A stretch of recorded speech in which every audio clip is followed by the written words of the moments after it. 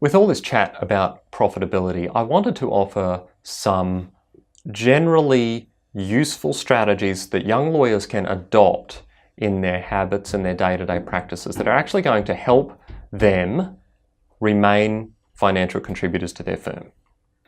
And generally speaking, depending on your seniority and your level, that's going to involve two main things.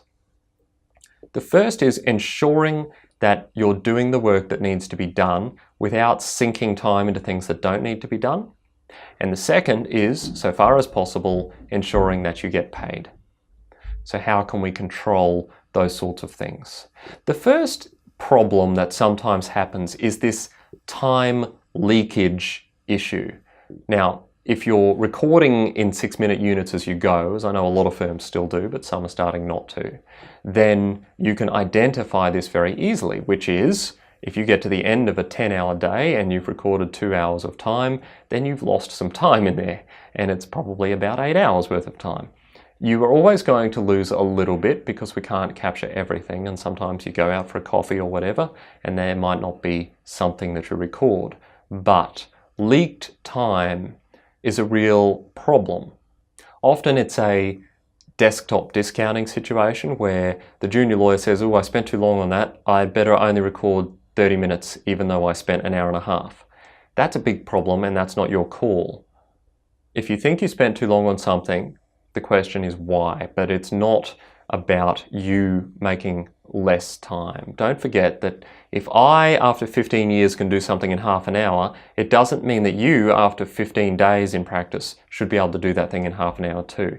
It is not the same situation. It is accounted for in the amount you are paid, and it is accounted for in the amount that you are charged to the client, if that's a relevant factor. So don't freak out and don't discount your time. If you feel you're taking too long over stuff, it's good to ask the question why and to be self-aware and reflective about that, but not just to arbitrarily make decisions on behalf of people who own the business, not to bill for that time. So that is one issue. Second issue has a tendency to be related to not knowing what we're doing. So you embark on a particular task and you end up spending hours and hours on something that actually didn't need to be done or wasn't fruitful or productive. So this is linking into productivity and linking into revenue. It has the wasted time aspect to it. This is usually a function of the fact that you haven't spent a few minutes planning out how you're going to achieve your task in the first place. Okay? So what is going to be the issue is usually that you have decided to do something, but you haven't mapped out the whole task. The best thing you can do is to actually sit down at the start of your task and go, right, what are the steps for me to deliver this particular outcome? And then you're going to be able to do it. The next thing I wanted to suggest is that you monitor as you go. How long are things taking? Are you on budget?